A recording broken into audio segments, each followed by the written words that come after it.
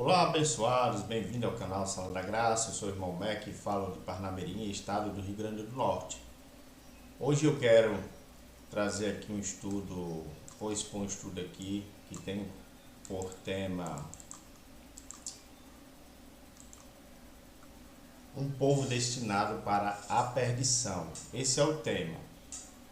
Desde já eu declaro que o nosso Senhor Jesus Cristo, Ele abre os olhos do vosso entendimento para que compreendais essa verdade maravilhosa e absoluta que é o Evangelho da graça de Deus, o qual Paulo recebeu, o Evangelho que ele falou da incircuncisão.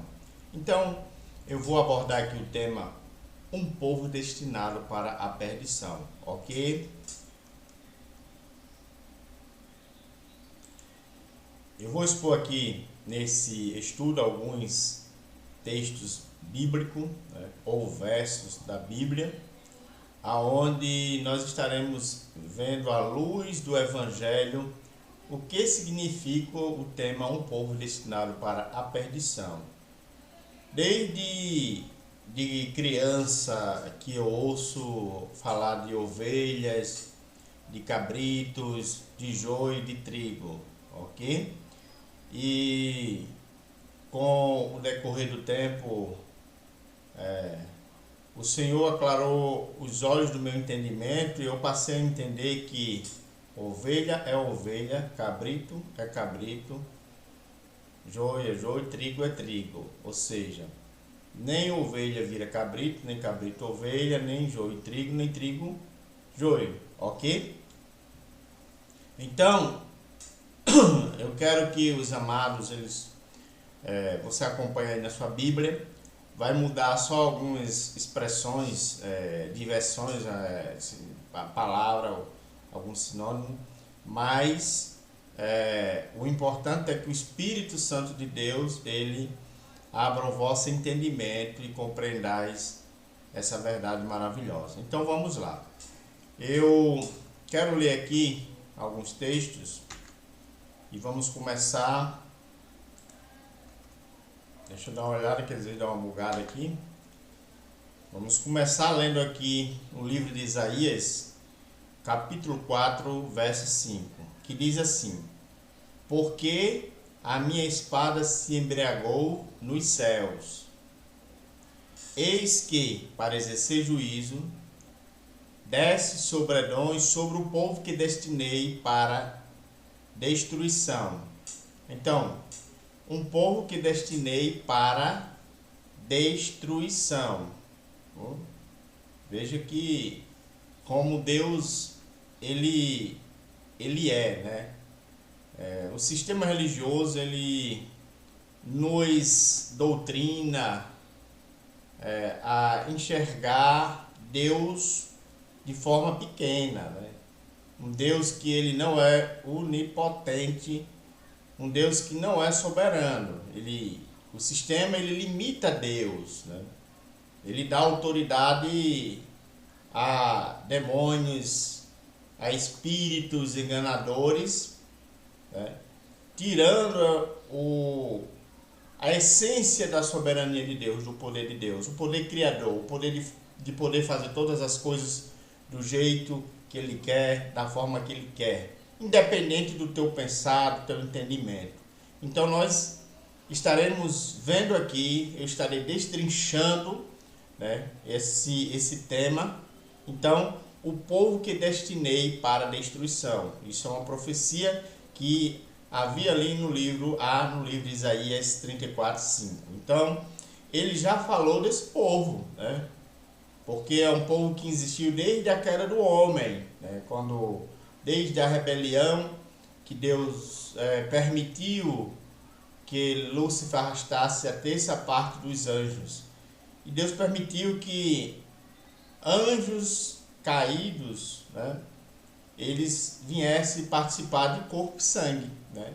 Então nós sabemos que existe joio e trigo, existe os anjos filhos de Deus, filhos da salvação, e existem os anjos destinados à perdição, que Paulo chama de vaso de desonra, um corpo físico que ocupa um espírito um anjo que é destinado à perdição, à destruição.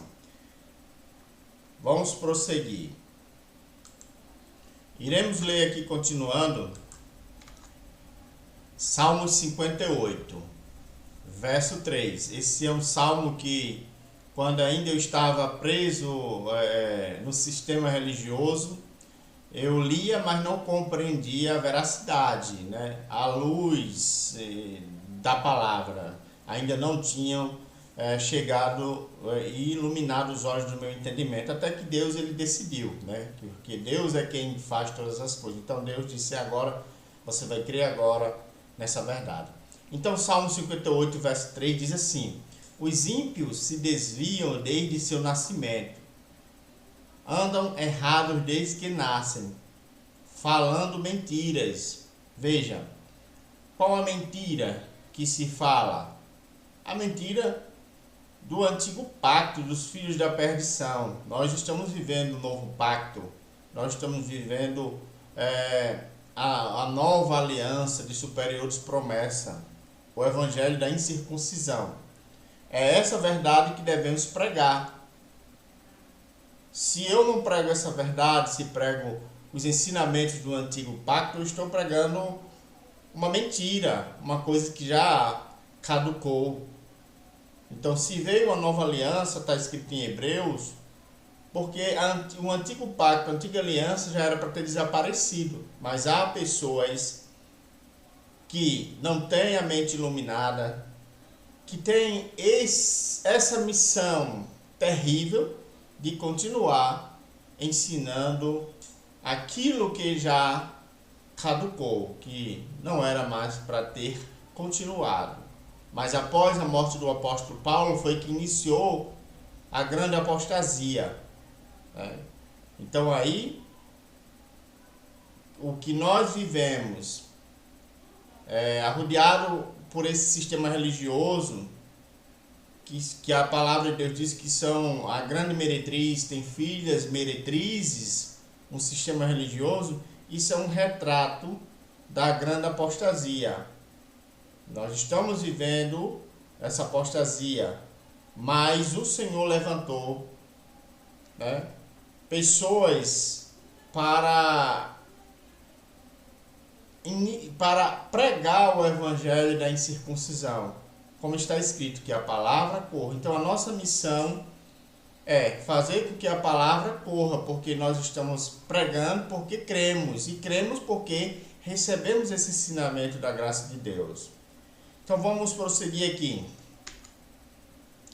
O Salmo 58, continuando, verso 4, diz assim: que os filhos da perdição, eles têm veneno como o veneno da cobra, são como uma víbora surda que fecha seus ouvidos. Veja, eles não conseguem, eles não ouvem o evangelho da incircuncisão, eles não creem nesse evangelho, porque eles foram destinados para isso, foi Deus que fez. Vamos ler aqui o verso 5 de Salmo 58, diz assim: de modo a não ouvir a voz dos encantadores, dos pregadores da graça, nem mesmo do encantador habilidoso. Veja, então eles são incapazes de ouvir, de entender esse evangelho.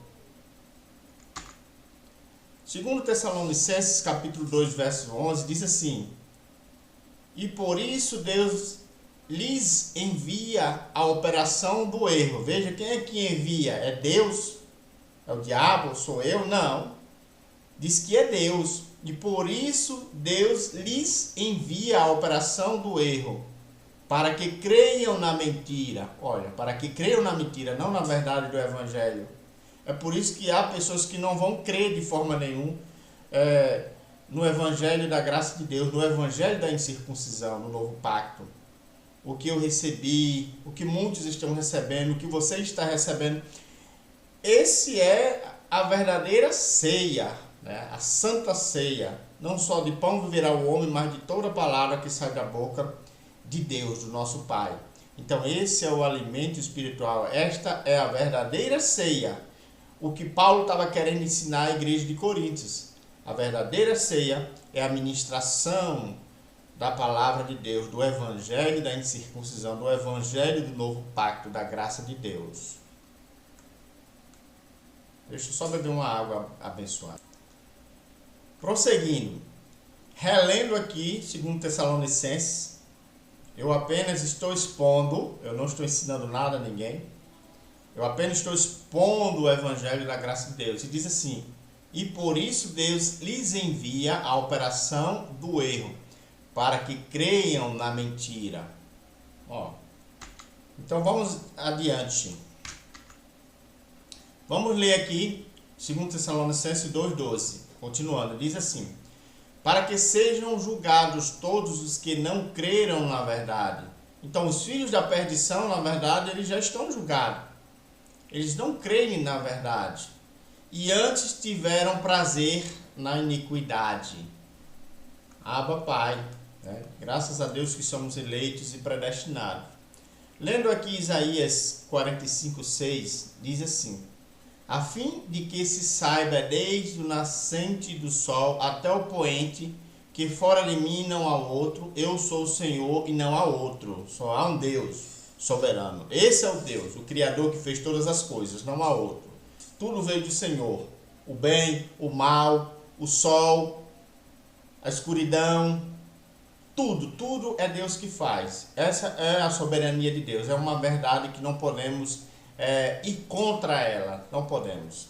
Então ele diz aqui, continuando, Isaías 45:7, diz assim: eu faço a luz, eu crio a escuridão, eu faço a paz, eu crio o mal, eu sou o Senhor, faço todas estas coisas. Então Deus aqui cria tudo. Aí é que está a soberania de Deus. As pessoas não têm esse entendimento, não têm a mente aclarada. E sem entenderem, diminui o poder de Deus. Sem entenderem, anulam a soberania de Deus.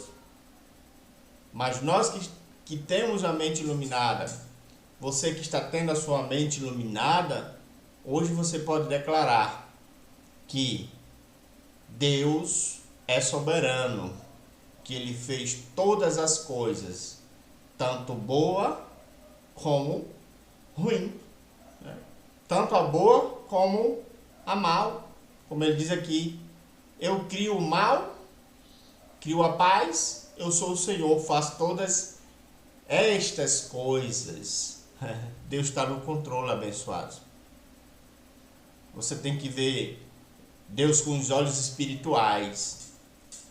Então vamos terminar aqui.